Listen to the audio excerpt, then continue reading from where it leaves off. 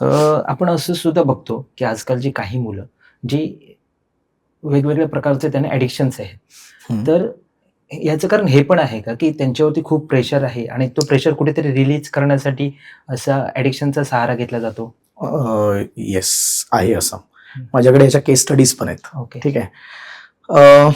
We can say जेव्हा पण मुलं ॲडिक्टेड होतात, हं, ठीक आहे, कुठेतरी त्यांची ती एक गरज आहे हं, जी पूर्ण होत नसते. हं, ती गरज ते पूर्ण करायचा प्रयत्न हं, करत असतात. हं, किंवा त्यांना हे नाही कळत की त्यांची एनर्जी असेल ती कुठे चॅनलाइज करायची, हं. त्यांचं ब्रेन कुठे चॅनलाइज करायचं, हे त्यांना गायडन्स नाही मिळत. हं, कधी कधी इमोशनल सपोर्ट कमी पडत असतो, कधी कधी प्रेशर जास्त असतं, कधी कधी त्यांना कोणी गायडन्स नाही करत आहे की हे प्रेशर तू झेलू शकतोस, फक्त हे वेज आहेत. हं, मग ते डिप्रेस, त्यांच्याकडे दोन ऑप्शन असतात. एकतर मी डिप्रेस होऊन जाऊ, हं, किंवा मग एक काम करतो, मी ऍडिक्ट होऊन जातो हं. कुठेतरी. ओके. मग ते मोबाईलमध्ये ऍडिक्ट होतात, हं. ठीक आहे, किंवा मग ते आणखी दुसरे ऍडिक्शन्स आहेत त्याच्यामध्ये जातात या वयामध्ये. पॅरेंट्सना पण माहिती नसतं. हं, जेव्हा पॅरेंट्सना कळतं हं, तर पैरोतली जमीन खिसक जाती आहे. हं. मग ते आमच्याकडे येतात की सर हे असं अशा गोष्टी घडतात आणि ह्या नॅचरल आहेत, हं. या होत आहेत आज. ठीक आहे, हं, मी याला अजिबात सपोर्ट नाही करत आहे, पण या होत आहेत. हं, मग आम्ही बसतोय, त्यांना काउन्सिल करतोय, ठीक आहे. पण ह्याच्यामध्ये जेव्हा डीप कन्व्हर्सेशन होतात तेव्हा आम्हाला कळतं की कुठे ना कुठेतरी तो इमोशनल सपोर्ट नाहीये, किंवा जर ते फेल्युअर आहे तर त्यांना बॅकिंग नाहीये. हं. टीचर सपोर्ट नाही करत आहे, पॅरेंट्स सपोर्ट नाही करत आहे. ठीक आहे, इकडे टीचर्सचा रोल पण इक्वली इम्पॉर्टंट आहे. हं. तुम्ही त्यांना आता ती जमाना वो जमाना गया कि आप बोलते थे अरे तेरे से तो कुछ नहीं होएगा, और फिर बच्चा बोलेगा कि नहीं मैं सर को करके दिखाता हूं. नहीं, बच्चा क्या सोचता है, सर ने बोला इससे कुछ नहीं होएगा, हाँ नहीं होएगा. शब्दांमध्ये पॉवर आहे. बरोबर. आणि जर शब्दांमध्ये पॉवर, मला आठवते माझ्या एका शिक्षकांनी हं. मला एकदा खांद्यावरती हात ठेवून असं म्हटलेलं की तुझ्याकडनं स्ट्रॉंग मेंटल पॉवर आहे, ठीक आहे, तू खूप काही जिंकू शकतो, तुझी मेंटल एनर्जी ना स्ट्रॉंग ठेव. हं. मला आजही ते आठवतंय.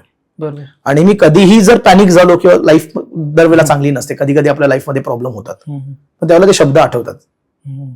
आणि तो बुस्टअप होतो मी. बरोबर. इन शॉर्ट त्या शब्दांमध्ये पॉवर आहे.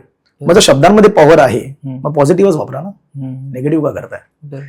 मग अशा वेळेला मला टीचर्सना, पॅरेंट्सनाही सांगायचंय की काही निगेटिव्ह बोलू नका, त्याचा इम्पॅक्ट पडणार त्याच्यावरती. तो तुम्हाला मानतोय, बरोबर. तुमच्याकडे आलेल्या निगेटिव्ह शब्दांमुळे त्याच्यावरती इम्पॅक्ट पडणार. राईट. मग त्याच्यामुळे तो मग डिप्रेस होतोय. मग डिप्रेशन मध्ये जायचंय की मग माइंडला पटकन डोपामाइन द्यायचा आहे, चला मग ऍडिक्टेड होऊया. हं. ओके. मग ते वे आउट्स होतात. So even addiction hmm. Is an escape route. Hmm. समजतंय, तो एस्केप रूट आहे की जे काय घडतंय त्याच्यामध्ये मला माझं आयुष्य चांगलं घालवायचं ना, शॉर्ट टर्म का असे ना, लेट्स गेट ऍडिक्टेड. आणि हे सगळ्या गोष्टी अशाच असतात, हे मोबाईल पण किंवा बाकी सगळ्या गोष्टी पण तुम्हाला ऍडिक्ट करतात, म्हणजे काय, तुमचा ब्रेनचा ताबा घेतात, तात्पुरतं तुम्हाला खुश करतात. बरोबर.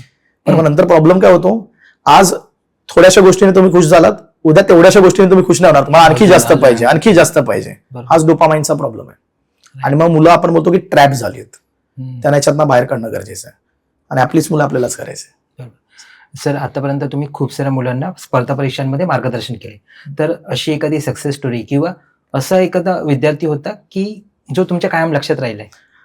बरेच विद्यार्थी आहेत निलेश. आता तुम्हाला प्रश्न विचारला, आता मला बरेच जण आठवत आहेत. पण एकाबद्दल सांगेन, ठीक आहे. 2014-15चा तो माझा विद्यार्थी होता. ज्यावेळेला त्याचे पालक माझ्याकडे घेऊन आलेले, तो बसलेला आणि मला क्लिअर दिसत होतं की ह्याला नाही करायचं हे सगळं. याचे वडील धक्का मारून याला सायन्समध्ये टाकतात. त्याला मी गाईड केलं की बघ, मला हेही नाही बोलायचं की तू सायन्स पासून परावृत्त हो. सायन्स काय, कॉमर्स काय, आर्ट्स काय, बिईंग अ सायन्स टीचर मी तुला तिन्ही पण सांगणार. त्याच्यानंतर तू ठरव. आणि जर तुला वाटतं की सायन्समध्ये इंटरेस्ट आहे, फिजिक्स, मग त्यांनी मला सांगितलं की मला फिजिक्स टफ वाटतं सर, मला माझ्याकडे न्यूमेरिकल्स होतच नाहीत, मला न्यूमेरिकल्सची भीती वाटते, मला रिएक्शनची भीती वाटते, केमिकल. हे माझं काउन्सिलिंग मला आठवतंय. पण तरी पण माझ्या काउन्सिलिंगने तो थोडाफार प्रभावित झाला आणि त्यांनी ट्राय केलं की मी एक आठवडा बसतो. अच्छा, मे महिन्याचाच टाइम होता, जूनमध्ये कॉलेजेस चालू होणार होते, 11वीचे ऍडमिशन्सही झाले नव्हते, तरी पण पॅरेंट्स अवेअर होते, त्यांनी आधीच घेऊन आलेले होते. मी बोला बसून बघ, नाही आवडलं तुझ्याकडे चान्स आहे, तू कॉमर्सला जाऊ शकतो, आर्ट्सला जाऊ शकतो, नॉट अ प्रॉब्लेम, तिकडे पण बसून बघ, ठीक आहे, सगळीकडे डेमो लेक्चर्स बसून बघ. बस आला, बसला, त्याला ते फिजिक्स आवडलं, कारण माझं वे ऑफ टीचिंग जे फिजिक्स आहे ते कम्प्लिटली एक्झाम्पल बेस्ड आहे, प्रॅक्टिकल बेस्ड आहे. म्हणजे इव्हन काही काही ड्राय कॉन्सेप्ट म्हणतात लोक, त्यांना पण मी तुम्हाला एक्झाम्पल देऊनच समजावणार. एक सरफेस टेन्शन ऑफ लिक्विडची प्रॉपर्टी असते की सरफेसवरती लिक्विडमध्ये टेन्शन तयार होतं. मी त्यांना समजावणार की हे सगळं जाऊ द्या, ब्रश करताना ब्रश तेव्हा तुमची सलायवा जी असते आतमध्ये, जी तुमची लाळ असते, ती फ्लो होण्यासाठी म्हणून तो टूथपेस्ट जो असतो तो सरफेस टेन्शनला रिड्यूस करतो. तुम्ही जे बबल बनवता ते पण सरफेस टेन्शनमुळे होतात. ठीक आहे. असे एक्झाम्पल्स तुम्ही देता. ठीक आहे. तुम्ही जे डिटर्जंटने कपडे धुता, जर ते डिटर्जंट नाही धुतले तर कपडे मळके राहतात, पण जर डिटर्जंट धुतले तर का चांगले होतात? त्याच्यामध्ये पण लिक्विडचे सरफेस टेन्शन काम करतं. देन दे गेट क्युरियस की हा बाबा हे काय आम्हाला जाणून घ्यायचं आहे. बरोबर. That curiosity is the base of the knowledge. ठीक आहे. सो तशा वे मध्ये मी टीच करत गेलो. He was liking the physics थोड्या वेळाने. नंतर हळूहळू करून तो बोलला नाही मला सायन्स करायचं आहे, जे काय असेल वगैरे वगैरे वगैरे. आता त्याचं नाव घेतोच आहे मी, कारण त्याच्याशी माझा संवाद आजही आहे. ठीक आहे. कार्तिक पिळणकर नाव त्या विद्यार्थ्याचं.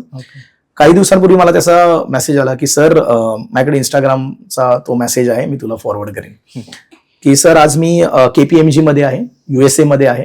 ठीक आहे. वर्ल्ड फॅट 4 कंपनीज मध्ये KPMG येते आणि तिथे मी मुलांना ट्रेन करतोय. मी फिजिक्समध्ये माझं बॅचलर्स आणि मास्टर्स कम्प्लीट केलं. त्याच्यानंतर मी तिथे गेलो आणि जेव्हा जेव्हा मला ट्रेनिंग मिळते तेव्हा तेव्हा तुमचं ते पहिलं वाक्य मी नेहमी म्हणतो की either you win or you learn, you never loose.